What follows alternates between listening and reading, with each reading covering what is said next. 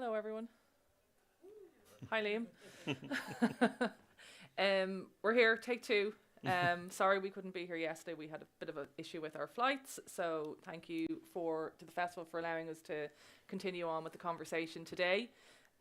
Before we start, I'll introduce myself. So my name's Beatty. I am the former head of brand and marketing for RTE. I was with RTE for 18 years, but recently I left and I'm now deputy MD of a brand consultancy and design studio called Image Now.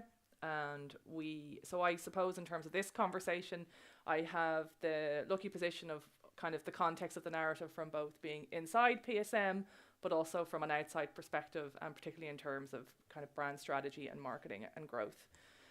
Today, I'm joined in person by Joseph Hoban, and also by Charlotte Berman, who unfortunately isn't here today in person, but luckily was here yesterday when we eventually made it in the afternoon. So we have a short video piece that we're going to, where we got to have a bit of a chat with Charlotte just in terms of the context of why we're here. And I suppose that really is to talk about TV license marketing and the challenge that it poses. I mean, from a marketeer's perspective, it possibly is one of the most challenging briefs you could get. You're talking about putting value and empathy and perspective and also, a needs base and a requirement, really balancing those two perspectives into the marketing. And we're going to discuss those challenges today. So I think first of all, what we might do is we just play a short video which will take you through the conversation that I had yesterday with Charlotte and some of the work that she's created for TV license marketing in the UK.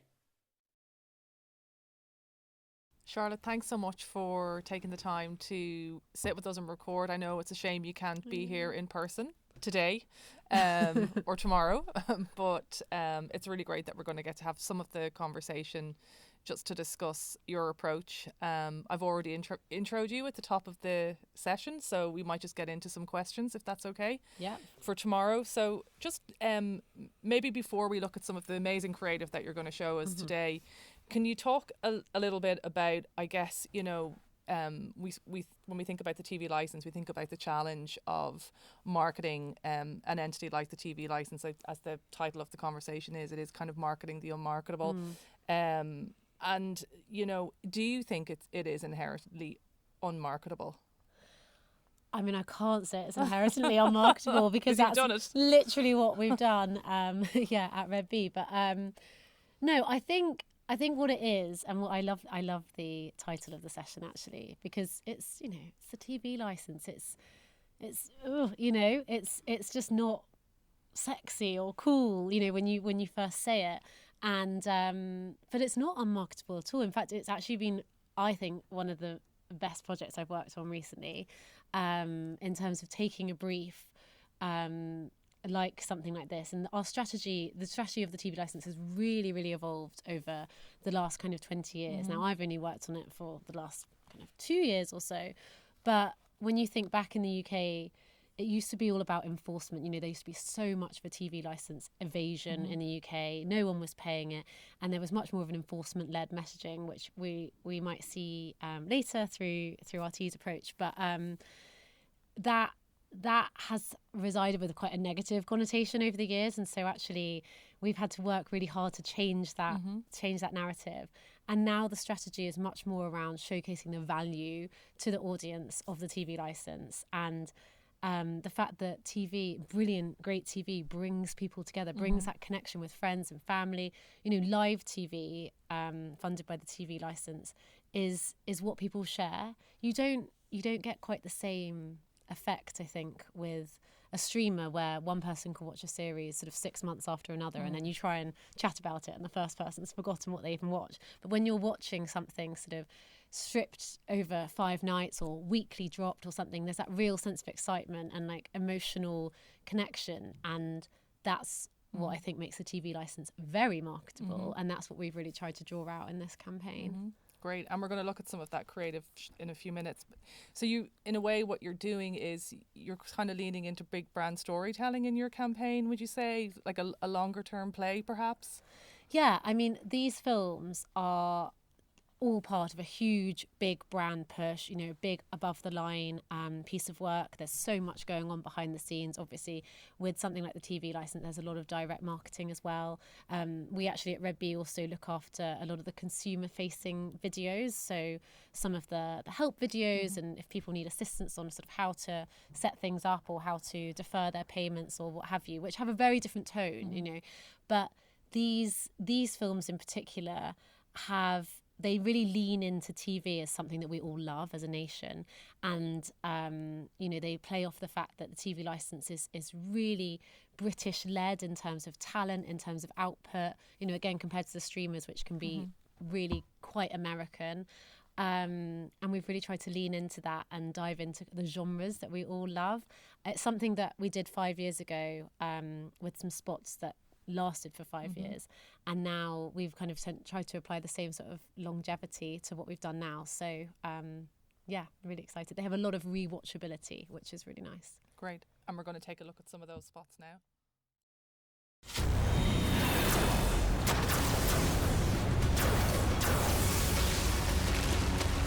Going somewhere? Well, I was. Oh, you humans. Your primitive sense of humor.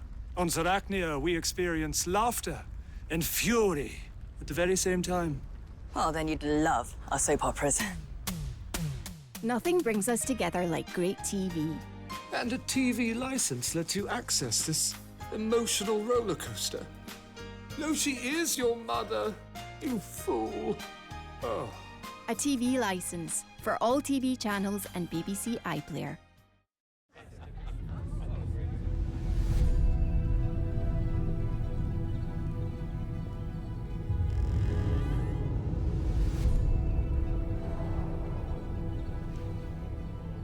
I've waited a lifetime for this moment.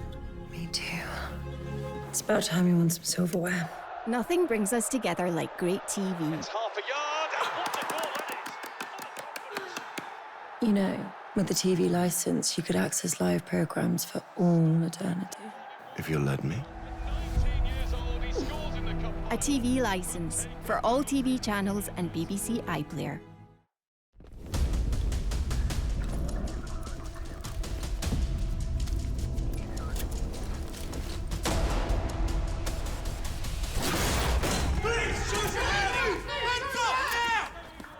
And now the first couple to compete in tonight's dance-off for their place in the competition is... Nothing brings us together like great TV.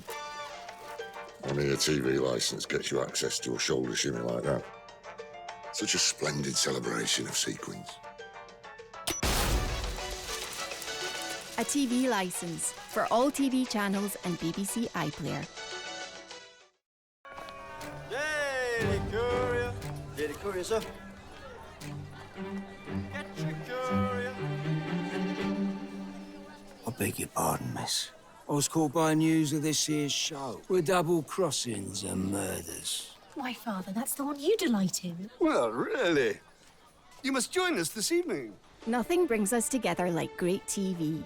So a TV licence, it gives you access to this wondrous treachery. Indeed. Those tweed jackets really are to die for, aren't they? A TV license for all TV channels and BBC iPlayer. Wow, they're really impactful pieces of creative. Talk to us a little bit about the process, I suppose, not just from the creative strategy, but also, you know, they're really kind of emulating the value perception that goes with top quality TV content. Was that something that you were keen to kind of put across in terms of connecting? You spoke earlier about the emotional connection that people have with live TV, so also linking that through the value of the quality from TV content that people get today. 100%. It was such an amazing brief and opportunity because, you know, these sort of projects don't come around all the time, and what we really wanted to do was tap into the type of TV, the genres of TV, which you've seen. You know, we've had a sort of dystopian sci-fi genre, which we've sort of taken from What We Do in the Shadows and Doctor Who. You know, there's one, we've got the kind of police gang situation, which is so common across lots of dramas, our period drama vibe, which I personally love because obviously it riffs off The Traitors, and I just finished filming The Traitors last year when we then shot this in Greenwich Naval College. It's really it's really amazing because we wanted viewers to start watching the promos and think they were watching a program. So, you know, there's that rug pull, obviously, when the antagonist and the protagonist sort of find that shared commonality through TV. And because it's great TV, you know, it's brought them together by the TV license. But we really wanted to showcase kind of British talent. I mean, the fact that we got the most incredible cast, and actually so many of them, we didn't even realise this when we were making it, but we found out retrospectively that so many of these casts all had their first big breaks on the BBC, which just shows, you know, what a brilliant launch pad for talent everything is. So yeah, and then a big thing that we wanted to do was really push this hard. So you'll see also some of the social assets that we've produced, and this was also mainly to target a lot of the younger viewers. We looked through iPlayer and all the metrics to see what sort of shows were younger skewing, and therefore that's why we sort of dialed up these kind of genres, but also we wanted to really get the most out of our talent on the days that we were filming with them. So there's tons of social content that hasn't even been created yet, because we see this as being a really long-term thing, but these are just 2 examples here. They're great. And I know it's early days, but are you seeing any sort of results yet back in terms of how that's affecting the perception of the licence fee or reaction from audience in terms of renewals? Yes. So the campaign only launched basically end of Jan this year, but some results include basically there's already been a 1% shift in value perception of the TV licence, positive value perception of the TV licence, which is huge. When you think we're going against the tide of churn and people thinking, oh gosh, I don't know if I'm going to pay for this anymore, shifting that 1% is hundreds of thousands of more people, more money coming back into the TV licence, which is enormous. The view-through rates online have been 83% versus a 54% benchmark, which is amazing.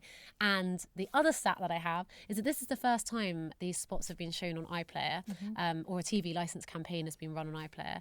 And so far they've had 2 million impressions, which is basically £1.9 million of media. Wow. Which is phenomenal. So we're so proud, and obviously we're still rolling. We're only 5 months in. So yeah, really happy. And congratulations. They're really impressive. They're good results. Thank you. This is my life hack for surviving on this Earth planet. This TV license gives me access to everything on their BBC iPlayer. There is a show for every mood. Oh, kisser, you fool! Ha! I will never be bored again, even on my spaceship. A TV licence for all TV channels and BBC iPlayer. I'm passing this remote to the person who knows every character's entire backstory. I'm passing the remote to the person who goes simply giddy for a good thriller. I'm passing the remote to the person who likes to hog the remote.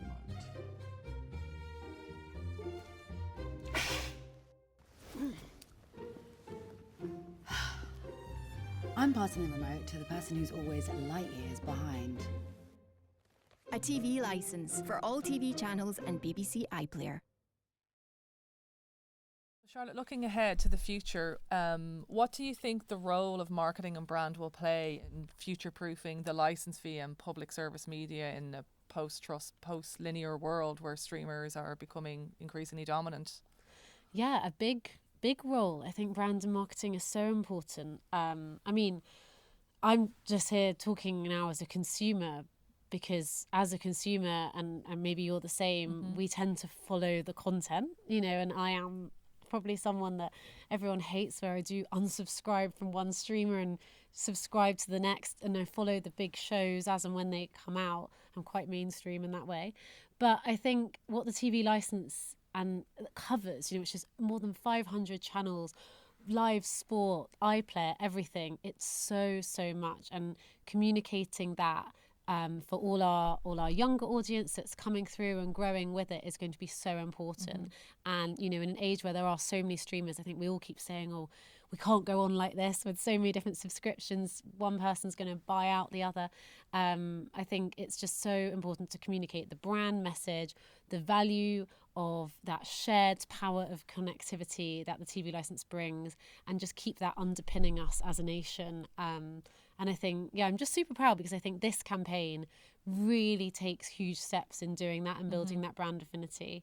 So if we can keep building on that and keep driving forward from that, then we'll have happy audiences really enjoying the content, and we'll be able to pay to make all of that content, and we'll just keep going happily ever after, which I realise is probably a bit, but yeah, I think it's very important.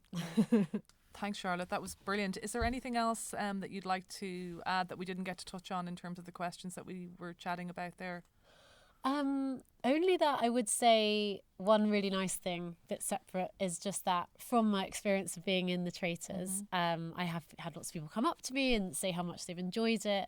And it's been a weird full circle thing where a lot of people have, just said anecdotally how much they've enjoyed, for example, a mum watching it with her teenage daughter, or such and such watching it with so-and-so, and how it's really brought people together, and they've used those very words. And I think working on this campaign where our mission is to show that power of connection that's all underpinned by the TV license and the great TV that it offers, it's weird having been in the TV that people have enjoyed watching, but also part of the campaign that's working, and hearing that back from members of the public has been really amazing. That's so brilliant. Yeah, it's been really nice. So thank you. Thank you. Thank you. I realised halfway through that I said to Charlotte at the top of the video that I had introduced her before, but I didn't. So apart from obviously recognising Charlotte as Charlotte from the Traitors UK, in her day-to-day, she's also business director at Red Bee Creative, and she leads major brand ID and campaign work for broadcasters and streamers from Apple to Warner Brothers to RT, and of course, as she's discussed there, the TV license. She also, prior to her time at Red Bee, played a role as a creative and strategy lead at ITV, and has spent time agency side in Ogilvy, where she led the strategy work for BA. So she's countless experience in brand and marketing for commercial and of course broadcasters and streamers. Today also I briefly introduced Joe at the top, but I didn't give him his full title and context, although I'm sure you all know Joe well from his leadership role in PSM, in Celtic Media Festival and the EBU. Joseph also leads brand, marketing, communications, events, partnerships, social media and comms for his sins. What a big brief in RTE, and he has countless experience leading TV marketing for RTE, and we're going to get into that conversation now in terms of, and obviously Charlotte kind of talked about licensing marketing the licensing in the UK. Obviously the RTE and the Irish market is quite different. Before maybe we get into the topic of the creative and your strategic approach, maybe just talk a little bit to that difference in terms of the UK and Irish market, if you could. The two markets. I'm trying to get used to you being back this size. I mean, the first and most obvious difference is one of scale. It's one of population scale, and obviously the population in the UK being many, many multiples of that in Ireland. But that doesn't just create obviously a massive funding disparity between the BBC and RTE. It also creates really different challenges, I think, for marketeers. And I think what we'll see a little bit when we get into having just seen Charlotte's the BBC campaign for TV licensing, in contrast to the campaign for TV license in Ireland. I think that we've been on a very different recent journey with the TV license in Ireland. I think that massive population base in the UK brings with it a whole range of permissions, I think, that we haven't quite maybe achieved or certainly earned back in the Irish context. So I think a lot of permission, and especially with the scale of the BBC, to take the approach, the brilliant approach that Red Bee and Charlotte took with the BBC campaign. I think the much smaller population base in Ireland also, it's a much more, I think, discursive society. There's much more, I think, discursive dynamics around the TV license as an entity in the Irish market than perhaps there is in the UK. And I think that doesn't just apply to TV license. I think that's a universal factor when you have a very large population versus quite a small population. So TV license, I think, is much closer to people in Ireland, and with that comes, I think, a lot of challenges which were really top of mind when we came to doing the new campaign. And obviously you're coming out of a challenging time for RT in terms of the crisis that the organisation has been through in recent years. You know, which obviously you've got the population differences, but that's a very specific kind of challenge. How did that affect your approach to marketing in terms of going into the recent campaign? Yeah, well, I mean, it's no secret to anyone in this room or outside this room that you know, the first casualty of the extreme crisis that hit RTE in 2023, the first casualty was the TV license, and TV license sales they did plummet. I mean, there were catastrophic and immediate declines in revenue from the TV license, and I suppose the credibility of the entire funding structure was called into question, and you know, there were some really immediate questions that arose then in terms of the actual marketing of the TV license. Obviously, at that point in mid-2023, we had a campaign.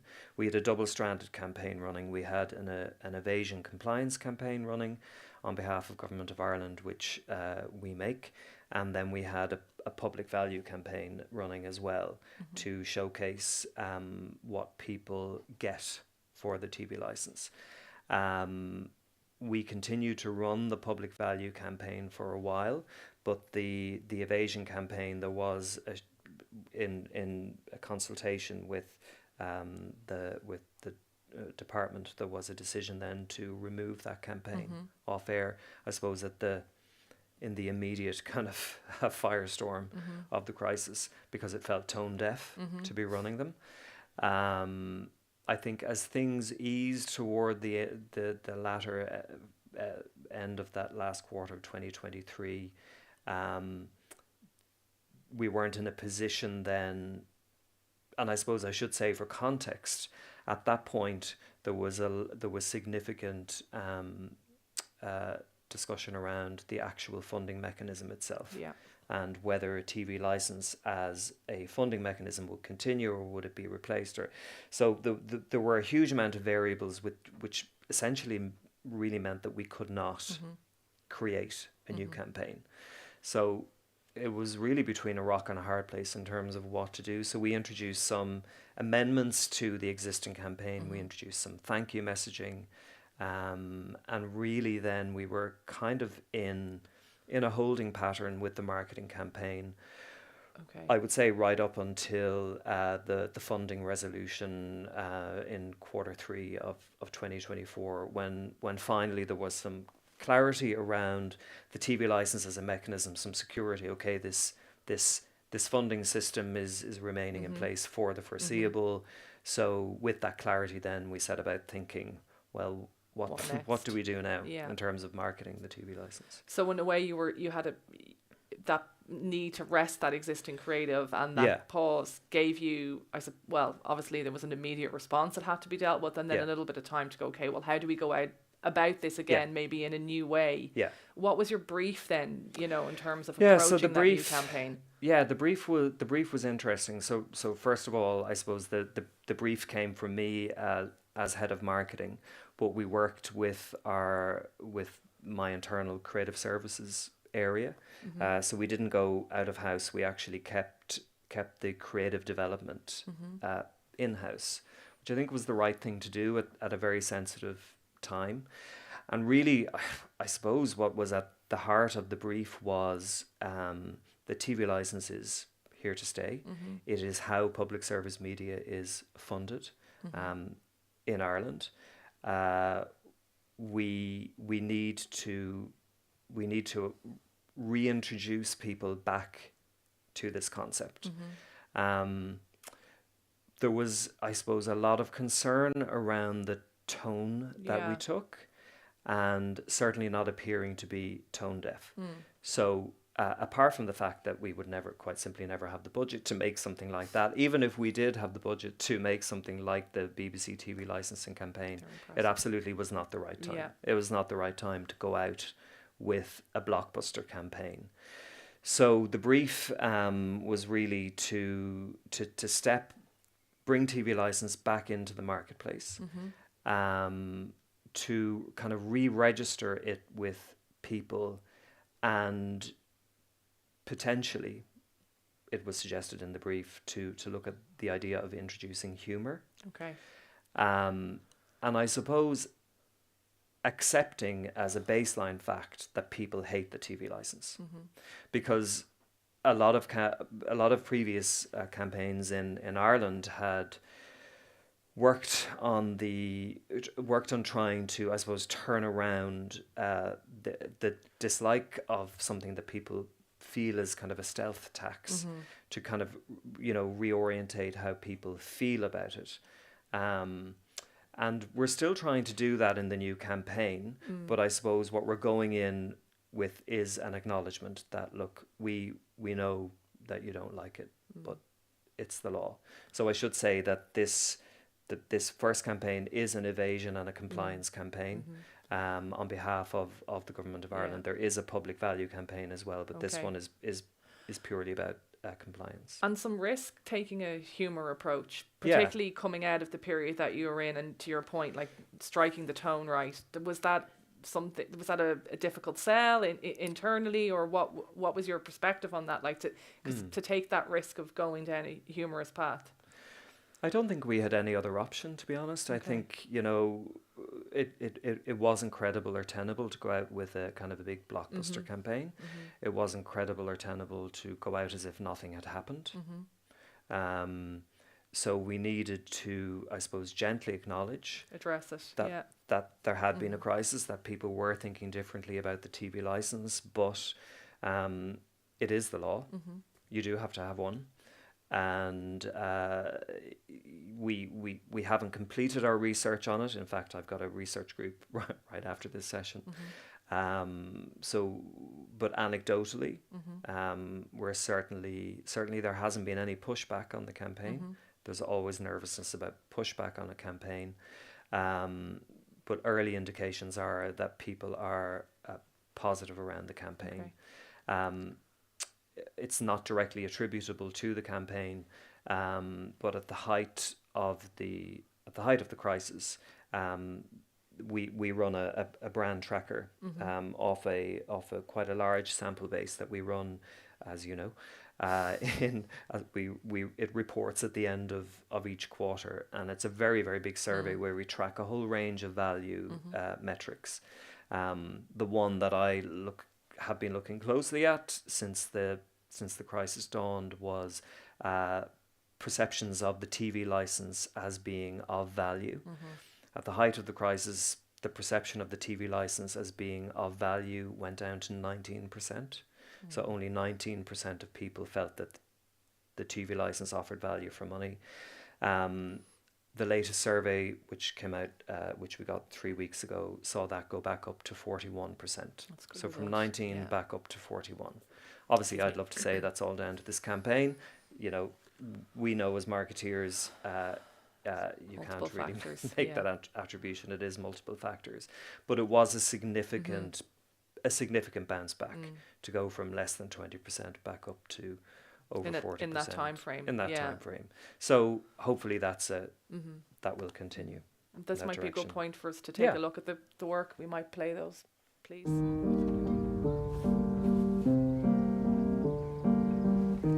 You don't have to love it, but you do have to pay it. It's the law. Get yours now at tvlicense.ie or any post office.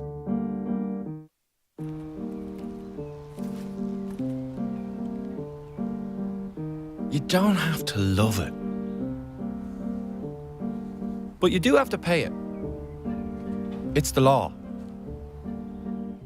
Get yours now at tvlicence.ie or any post office.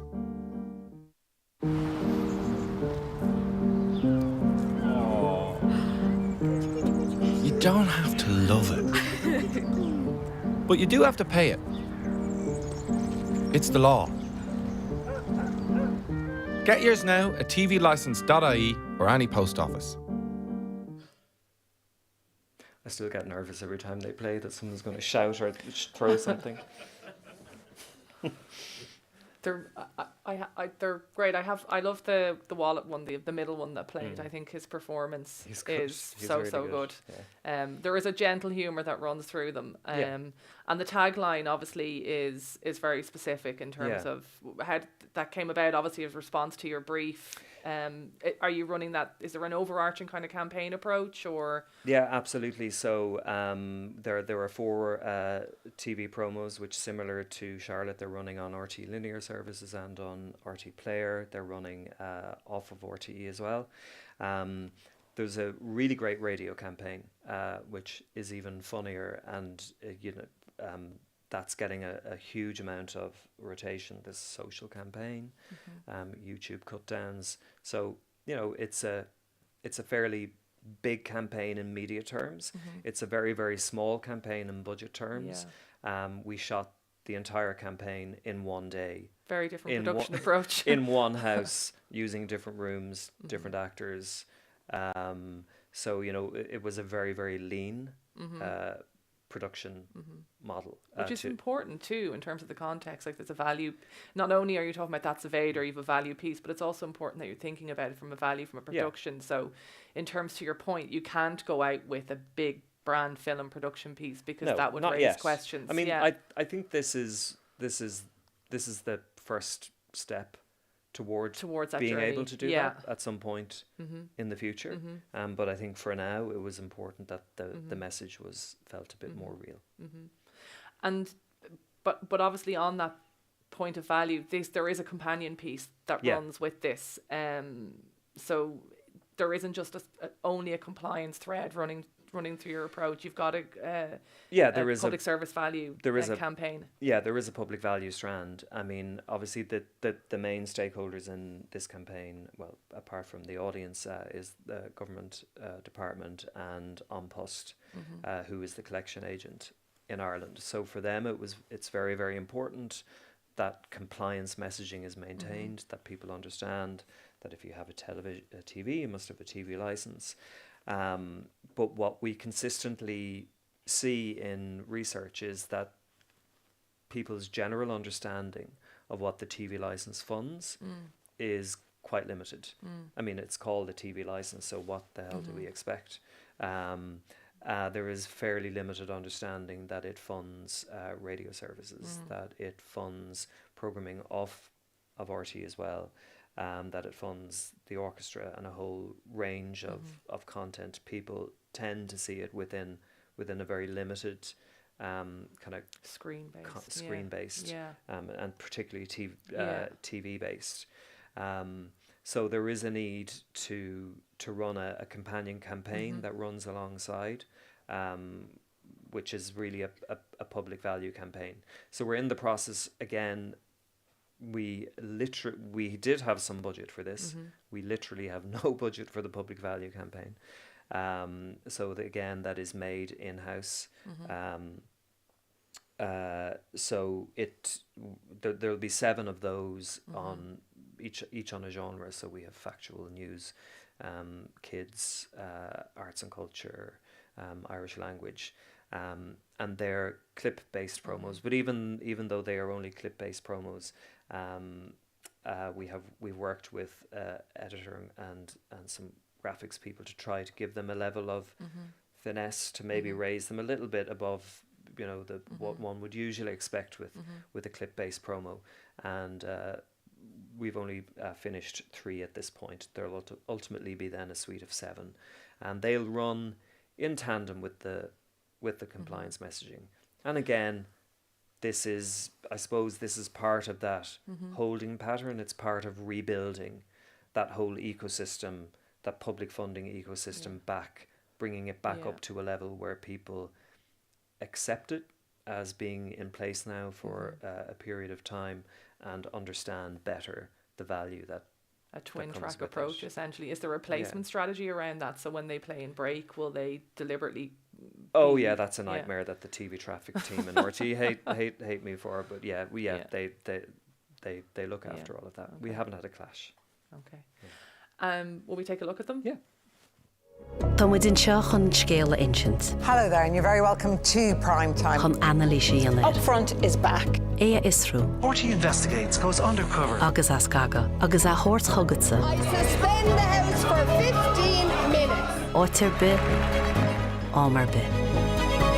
The Bhean Chervisha Pibli. The Cheadalnas Televisha. Is féidir leat the Cheadalnas I Cheannachtanis tvlicense.ie. Nú léon effiga foist. Gur míle maithagaí. We're here for the action. To support. To celebrate. To share in the moment. Decent delivery, goal!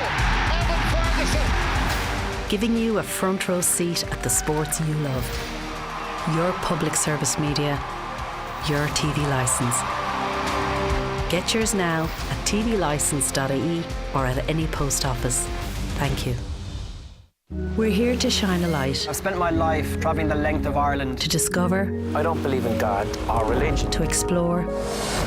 To uncover. I actually thought who would believe me if I said this to somebody. And share your world with you. Your public service media. These drugs are rocket fuel for eating disorders. Your TV licence. Get yours now at tvlicense.ie or at any post office. Thank you. You've probably slightly touched on it there, but in terms of sort of looking, same question I asked Charlotte actually earlier in the VT, looking at the future, and maybe there's an alignment of your two strategic approaches from value to kind of compliance. Like, where do you see the role of brand and marketing and kind of a brand-led approach going in terms of marketing the TV license? As I said, to anyone who missed it, to Charlotte, the question was around, post-trust, post-linear, and the dominance of streamers. So what role will brand storytelling and marketing play as you address that going forward? Yeah, it's all interlinked. It's all absolutely joined together. So, one of the first things that I looked at when I took up the head of marketing, comms, blah, blah, blah role was really to look at RTE kind of in a post-crisis, and hopefully not a post-trust world, but certainly a rebuilding trust world. And there was a lot of work, and there is a lot of work ongoing in RTE, and very sincere work around what is the purpose of the organisation. And looking at that within the annual plan that myself and my team built out for this year, it was really to try to go back to basics around what RTE is, and that it's not even a tagline. I would hesitate to even call it that, but we're badging everything now with your public service media, which is really trying to rebuild that sense of RTE as a public service media organisation, as the nation's public service broadcaster, which is something that I think had clearly been diminished even pre-crisis in terms of people's perception. So it's very, very deliberate then in that value campaign, that line is in that campaign too, your public service media, your TV licence. So So we introduce, for example, brake bumpers now for the first time in RTE. We have brake bumpers at start a break and end a break, RTE, your public service media, RTE, your public service media, tops and tails, all of our key genre campaigns, whether it's sport, entertainment, factual, drama, news, it's RTE, your public service media. So it's something that we are trying to, I suppose, rebuild a whole sense of the purpose. And for me, brand building is an iterative thing. You build a brand really, really slowly over time. You don't build it with one campaign. And I think, this kind of consistent, slow but consistent seeding out of your public service, the idea of RT being your public service media, is something that I see as that's a 2-3 year journey back to re-establishing RTE as that, and then, you know, seeding it into the public value campaign as well. So I think there's a lot of rebuilding to do before we ever get to the idea of TV license as a brand. I think we're further away from that than maybe Charlotte, Rebbe and BBC are. We've got a bit, I think, of a road to Damascus, or whatever the phrase is, back to get to that point. Okay. But you're certainly on the journey, and I think the creative examples, and I think showing the difference of the two markets and the difference of creative is a good indication of where that will go over the course of the next few years. And hopefully, we made an amazing GAA campaign this year. It's beautiful. Shot on the Aran Islands. You know, we've done stunning campaigns this year for Dancing with the Stars. You know, like gorgeous campaigns. They're all badged with your public service media. And even if people don't make the obvious connection, you hope over time that people begin to understand that, you know, Dancing with the Stars is public service media as much as GAA is, as much as the factual documentary slate is. It's all connected, and hopefully they might then make that connection back to TV license as well. That's great, thanks. I had a quick fire question, but I'm going to answer it myself. The one campaign, because I'm going to ask myself, I'm going to compliment you. The GAA campaign is the one campaign that I'd say I wish I would have made. I thought it was brilliant. It's gorgeous. Yeah, it's really gorgeous, I mean, I didn't make it myself. Does anybody on the floor have any questions for Joe or for myself? Unfortunately, Charlotte's not here, so we could ring her. We can ring her. We can do a review of the awards. Yes. Hi, Parg. Question: how much of the challenge is the fact that recent events have shone a light on the fact that RT and TGR and Radio on the Gaels have a second stream of income from commercial? Yeah. How nuanced can you make that? I mean, I suppose again I mean, there is a real lack of understanding, I think, among the general population around how public service media is funded in Ireland, and I suppose I don't think we've established any general or meaningful understanding around the role of commercial revenue generation and how it is there to complement and kind of subvent the public funding. I think people have a much more maybe black and white view of how public service media should be funded, and that, you know, it should be one or the other. And of course, just in the case of Ireland, it's just simply not possible, given the size of the population base, given the evasion rate. You know, the evasion rate for the TV license the TV license is under, I would say, terminal pressure. There is the continuing evasion rate, the continuing exodus or sort of self-nomination of no TV homes. So, and then the exodus then to Department of Social Protection. So every year there are 200,000 less homes available to buy the TV license because of those factors alone. So commercial revenue plays more and more important part in terms of propping up those services. Whether that, I don't know how to incorporate that into a marketing campaign, but yeah, I think it would need to be. You'd be starting from scratch. You'd be having to communicate a complete overhaul of the whole system, rather than trying to kind of explain and contextualize why there's a dual funding model. Yeah. Any other questions? Hi there. Can I ask, just in terms of, I guess, looking at the UK and Ireland, and I guess globally, how do you target that younger demographic? You know, the under 30, under 35 audience. There are a number here who have their own thoughts on that. But how do you make sure they also come to the channel, and maybe there's an anti-establishment thing there as well. You know, so where do you put the content? Sure. I suppose we would draw a distinction between the marketing of the TV license and then the marketing of RTE's content. So, you know, very honestly, with regard to TV license, we're not targeting under 25s, simply because all the available research tells us they are simply not available to purchase. They're not in those kind of living environments. They don't have the device. They just do not see themselves in that space. However, in relation to RTE content, whether it is the GAA campaign, Late Late Toy Show, Dancing with the Stars, whatever it is, they are absolutely focused on 18 to 34s. And we're developing a new news campaign, which you might have heard about. And that's very, very focused on 18 to 34s as well, in terms of, and, you know, we are very constrained because, you know, linear consumption, it's actually stabilized at the minute, but it is in a longer term decline. So we're targeting those audiences through RTE Player. We have a new system, a new trafficking system for RTE Player to allow us to get those promotional messages out to younger audiences there.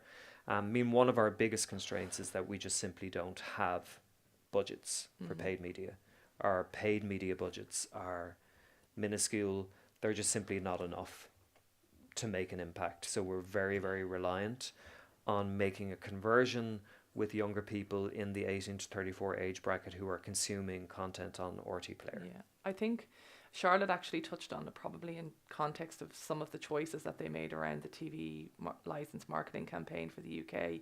It's about having to be choiceful and really pick content that resonates with that audience. And I think that's the challenge. And I've been in an adjacency to Joe in the past, and the challenge of being responsible for marketing for a PSM is you have a duty of care to all of the content.